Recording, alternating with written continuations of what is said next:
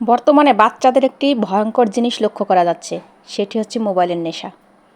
এই মোবাইলের নেশাটা যে কোনো রোগের থেকেও বেশি ভয়ঙ্কর।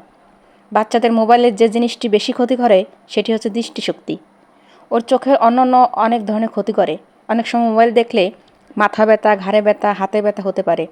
অনেক মা বলেন শুধুমাত্র খাওয়ার সময় মোবাইল দেই। এতে কি সমস্যা হতে পারে? এতে করে বাচ্চা খাবারের টেস্ট বোঝে না, সে মোবাইলের প্রতি মনোযোগ দেয়, ফলে তাদের পুষ্টিকর খাবারের সাথে পরিচিতি লাভ করে না এবং তারা একসময় অরুচিতে ভোগে। এ সময় বাচ্চাদের মস্তিষ্ক থাকে অপরিপক্ক, এজন্য তাদের সব ধরনের স্ক্রিনের আলোর প্রভাব হয় ভয়ঙ্কর এবং পরবর্তীতে এটা রিকভারি করা সম্ভব হয় না।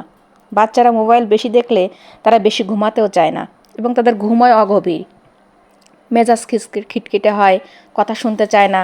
এমনকি মোবাইল বেশি দেখার ফলে বাচ্চারা একসময় অটিজম বাচ্চায় পরিণত হয়। ফলে তারা স্থূলতায় ভোগে এবং বেশি পরিশ্রম করতে পারে না। এর ফলে ছোটোবেলা থেকেই তাদের হৃদরোগ, ডায়াবেটিস এবং স্ট্রোকের ঝুঁকি বেড়ে যায়। বিশেষ করে যারা কথা বলার সময় মোবাইল দেখে তাদের কথা বলতেও অনেক সময় লেগে যায়। তাহলে আমাদের করণীয় কী? অবশ্যই করণীয় আছে। আর বাচ্চারা কিন্তু মোবাইল প্রথম থেকেই দেখে না, আমরাই কিন্তু বাচ্চাদের মোবাইল ফোন দেখাই। তারা কান্না করলে, খাবার খেতে না চাইলে তার ফোন দিয়ে দেই। প্রথমত বাচ্চাদের ধাপে ধাপে এই মোবাইল ফোন ব্যবহার করা কমাতে হবে।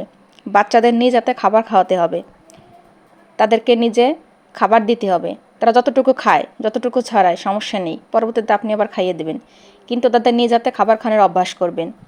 খাবার খাওয়ানোর সময় তাকে গল্প শোনাবেন, গান শোনাবেন, সৃজনশীল খেলনা দিয়ে খেলা শেখাবেন। আমার বাচ্চা একসময় খুব বেশি ফোন দেখত, কিন্তু তাকে বিভিন্ন ধরনের সৃজনশীল খেলনা কিনে দিয়েছি। খাবার সময় সে খেলনাগুলো দিয়ে খেলা করে, ফলে তার মোবাইল ফোনের প্রতি নেশা অনেকটা কমে গেছে, এখন দেখতে চায় না। এবং তাকে গাড়ি কিনে দিয়েছি, গাড়িতে উঠিয়ে তাকে খাবার খাওয়াই। এতে তার শারীরিক পরিশ্রম হয়, গাড়ি চালায় শারীরিক পরিশ্রম হয়। বাচ্চাদের ঘুরিয়ে ঘুরিয়ে খাওয়াবেন, সম্ভব হলে তার সাথে বিভিন্ন ধরনের যুক্তি তর্ক, বিভিন্ন বিষয় নিয়ে, মহাবিশ্ব সম্পর্কে, যে কোনো বিষয় সম্পর্কে তাকে কৌতূহল সৃষ্টি করবেন। এভাবে তাকে খাওয়াবেন।